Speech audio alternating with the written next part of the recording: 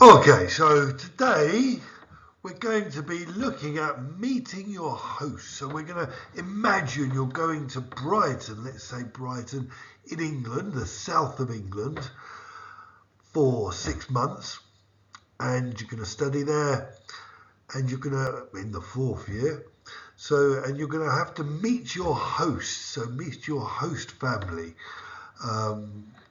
We're going to try to provide a bit of useful terms and so here we've got some vocabulary and some phrases that you may find useful or maybe that will be used for you. Um, so first of all, when you meet someone new, or sometimes when you meet someone again after a long time, you shake their hand. So that's stringere la mani, shake hands. Shake is an irregular verb, so you've got to shake hands, that's the present, or shook. Yesterday I shook my neighbour's hand. Or shaken is the present perfect, so it's present participle. In a context of today, you say, I have shaken his hand today. So you use the present perfect because it's the context of today, but it's happened already. Shake, I normally shake hands when I meet someone new. Then maybe you can use the words, the phrase, I'm looking forward to meeting. Maybe you haven't met their son or their daughter, and you can say, I'm looking forward to meeting your son, or I'm looking forward to seeing Brighton, or I'm looking forward to this experience. So with looking forward, you always use a gerund afterwards. So meeting, not I'm looking forward to meet. It's I'm looking forward to meeting your son or seeing Brighton. And that's saying you're excited, you can't wait, you're looking forward, you're really excited about what's going to happen. Often you can use it in letters. You know, I'm looking forward to receiving your reply, or I'm looking forward to hearing from you. Then maybe you want to talk about pets, you know, animals that they have that are domesticated, tamed, domesticato. Maybe they've got a dog or a cat, so un cane or un gatto, or a budgie. We see in the top right hand corner 3 budgies, very colourful budgies, in a row. And or maybe they've got a rat even. In the bottom left hand corner we can see a rat. Not so nice. But people keep rats, apparently they can be tamed and they're very good pets apparently. Or a hamster, criceto. A rabbit, coniglio, some people have rabbits. Okay, or maybe you decide to talk about the weather. So you're getting to know each other and you want to talk about what the weather's going to be like, and so you know whether to wear jumpers or just a shirt or carry an umbrella. So what's the weather like at this time of year might be the sentence if you want to inquire about the weather. What's the weather like?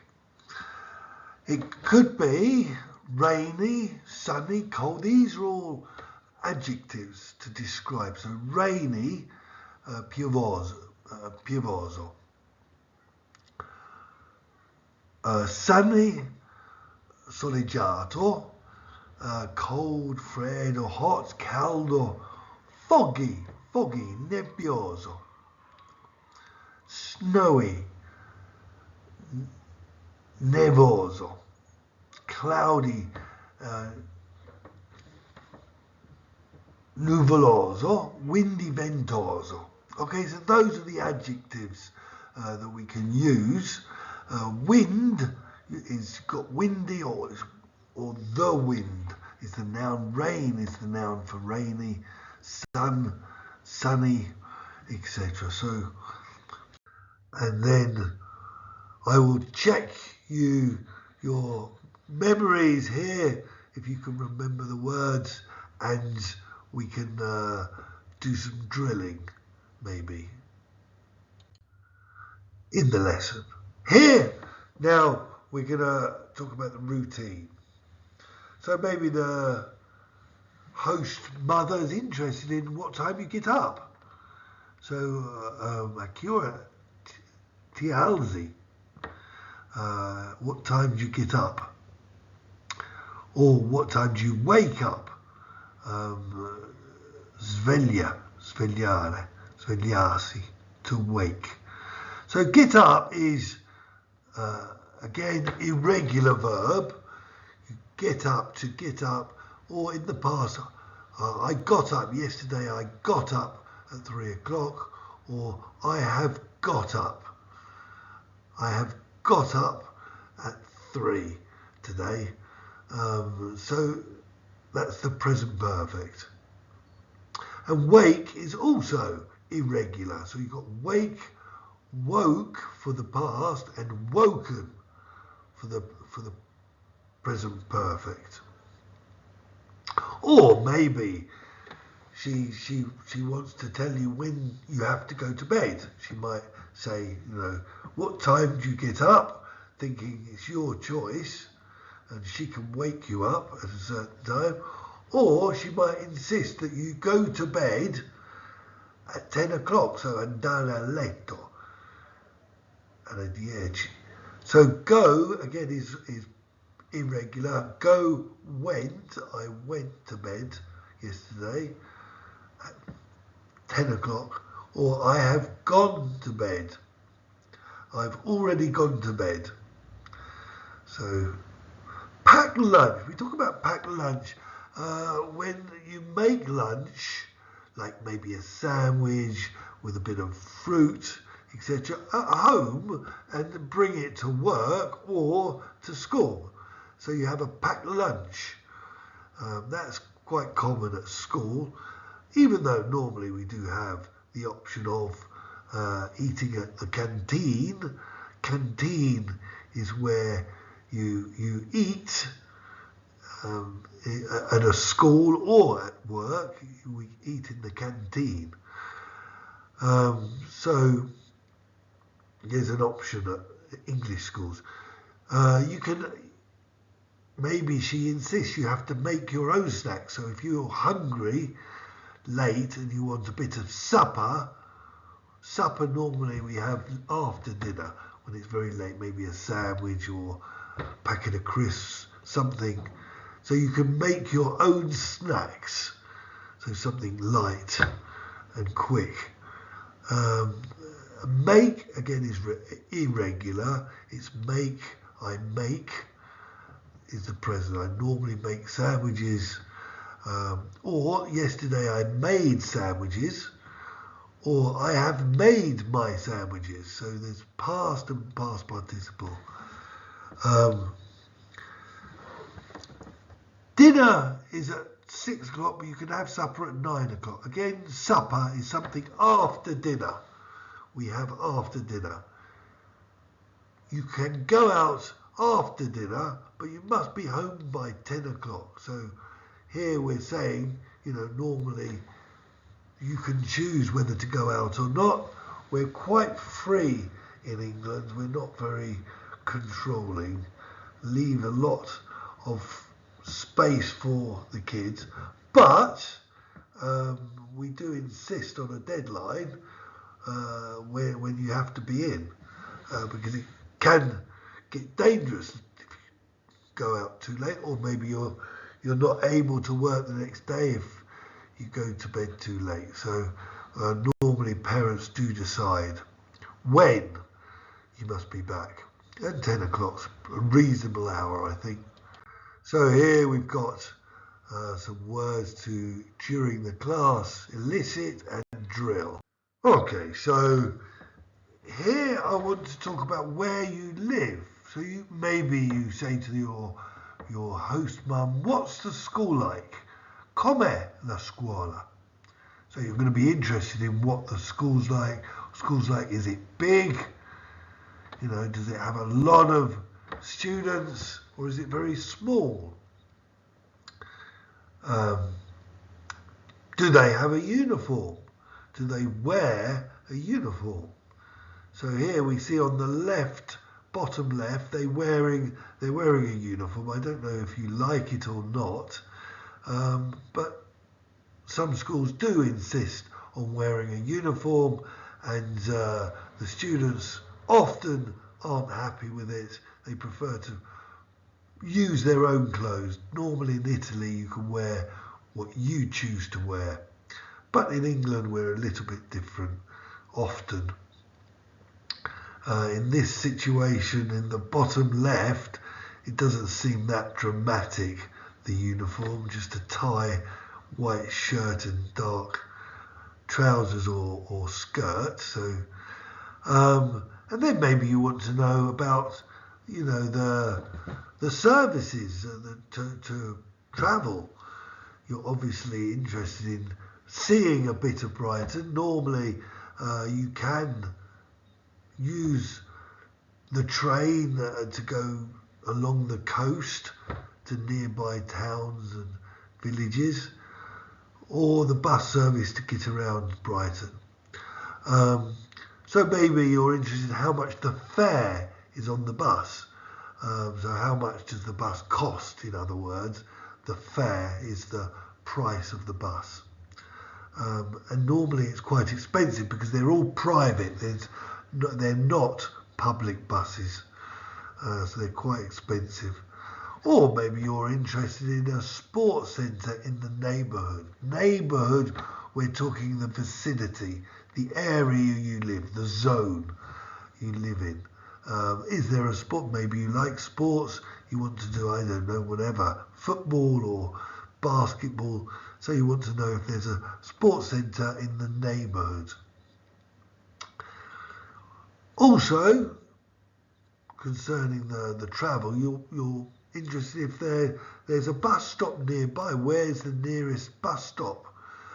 Bus stop, fermata, can be automatic, where they automatically stop, but also we do have some stops that's a request stop, and there you have to put your arm out. So you have to put out your arm like that and it'll stop. You have to be careful, otherwise if you forget to put your arm out, they don't stop, and it's your fault. Normally it says, if it's a request stop, it says on the bus stop, you know, request stop. So look for that. Here we've got some pictures. We can try to go back and memorise. Right, keeping the house clean. Obviously, houses need to be kept clean, and every house will have its own rules. Probably you'll have to clean your room. You have to keep your room clean and tidy. That'll be your job. So keep your room clean and tidy means pulito e in ordine, to tidy. Mettere in ordine, to tidy up. Sometimes we use the word up, to tidy up. Tidy up your room, maybe your host mum will say. When you come in, often you have to take off your shoes, especially if it's been raining. Normally we have carpets in England, and so we don't want people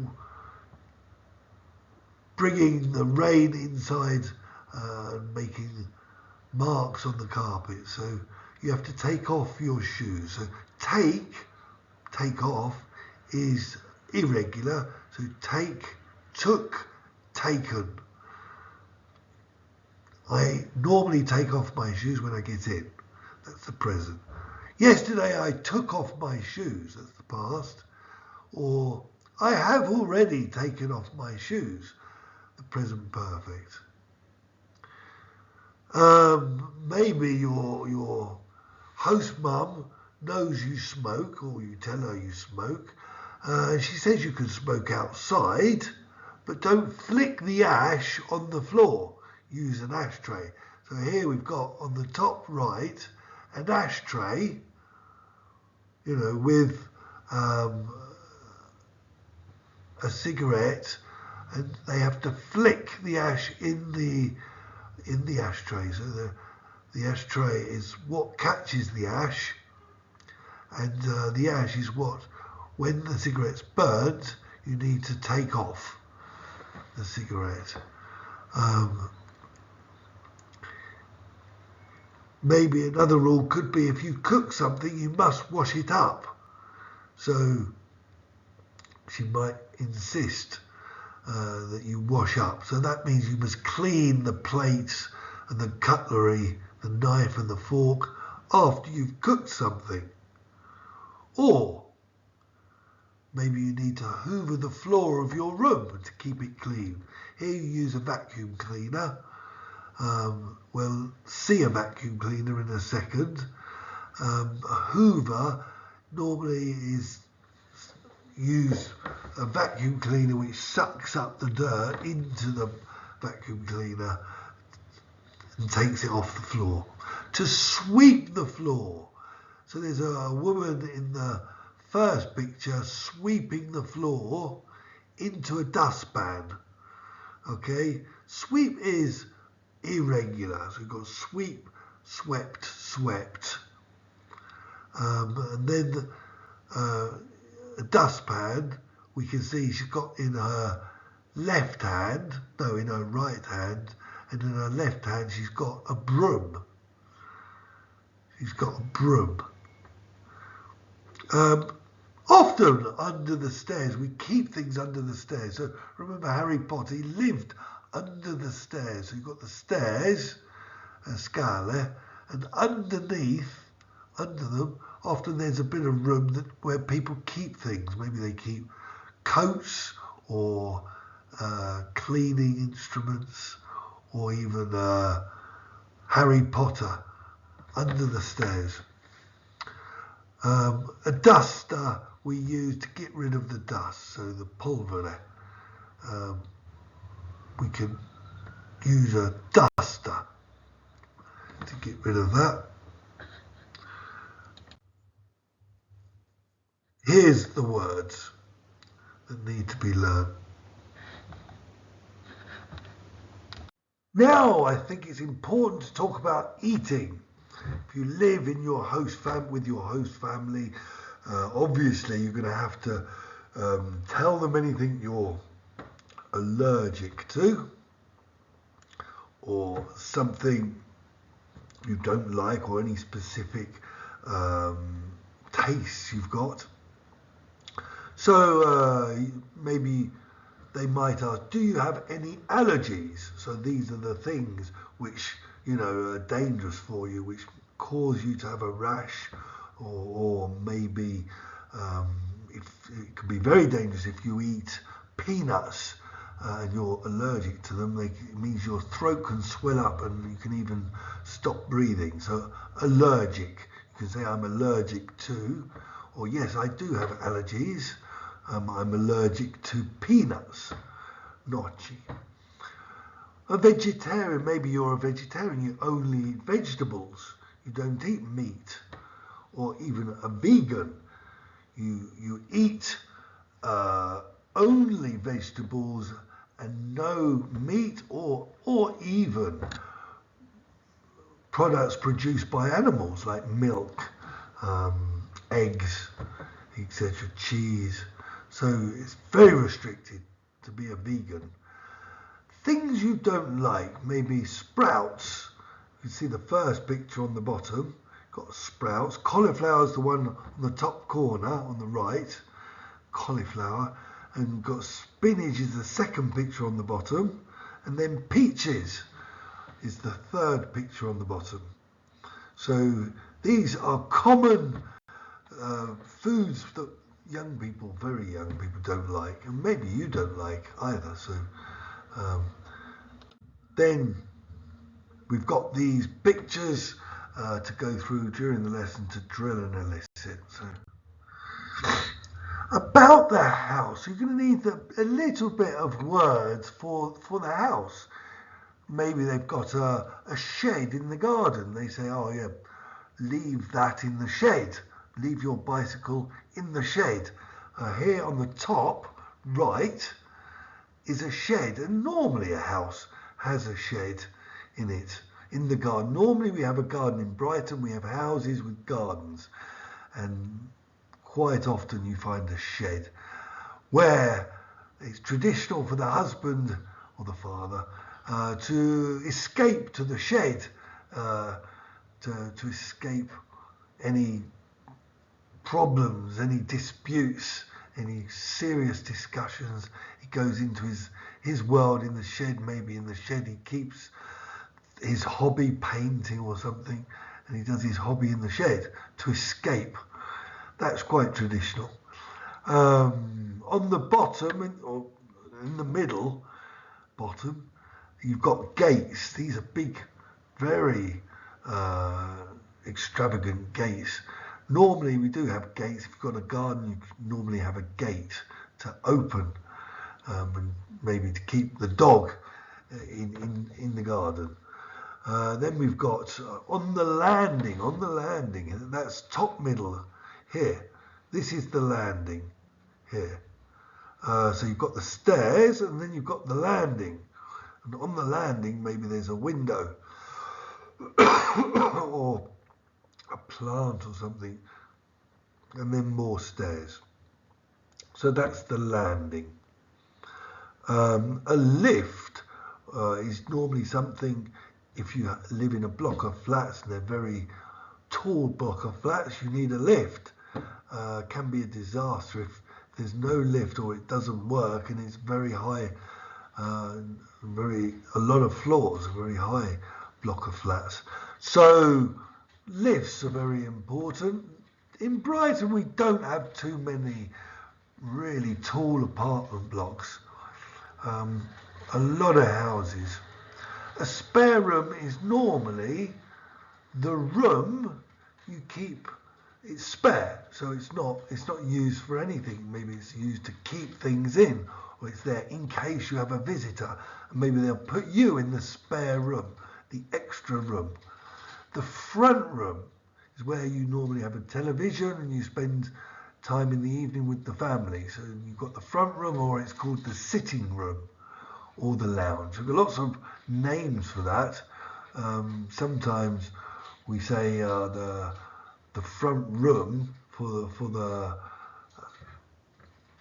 sometimes for the man, traditionally for the man, is the pub. He goes to the pub for a pint, and that becomes his front room, where he can see his friends. But that's very traditional now. It's a bit lost in the present. So here's some pictures to drill and elicit.